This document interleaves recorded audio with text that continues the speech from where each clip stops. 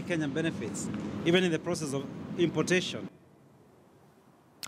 Wanawake mjini Molo katika kaunti ya Nakuru wamemkashifu mwanamke mmoja ambaye alimtupa mtoto wake katika taka mara tu baada ya kujifungua. Huku hayo yakijiri, mwanamke mwingine ana majonzi baada ya mmoja wa watoto wake watatu aliojifungua kwa mpigo kufariki kutokana na magonjwa ambayo yanayoandamana na ukosefu wa lishe bora.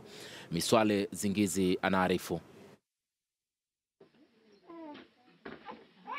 Julia Wamaitha anajaribu kupata faraja kwa mwanawe mwenye umri wa miezi 11 baada ya nduguye kufariki. Aliwazaa wakiwa pacha watatu, lakini sasa wamesalia wawili. Mumewe Dominic Wamweigwa hana la kusema.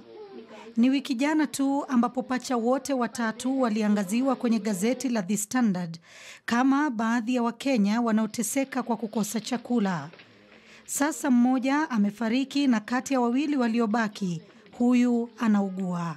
Hali yao ya fedha haina afueni na matumaini kuwa huyu atanusurika hayapo.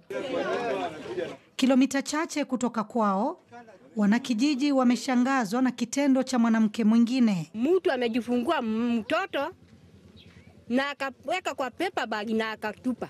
Kinaya kilioje wakati wengine wanaomboleza. Mtoto amefika wa kuzaliwa na ni mtoto wa kiume. Madawa ni mingi za kupanga uzazi. Sasa ametutoa manguo mpaka kwa watoto. Watoto wameona mtoto mdogo. Sasa hata kama walikuwa wanaambiwa watoto wananunuliwa kwa hospitali, wamejua mtoto ni kuzaliwa anazaliwa. Kuna mwingine analia akiuliza, "Woi, nitatuma nani maji anichotea kunywa? Nitatuma nani hata chumvi?" Mama kama huyo, kama mnamuelewa na mnamjua, usikubali atume mtoto wako kuchumvi kwa duka.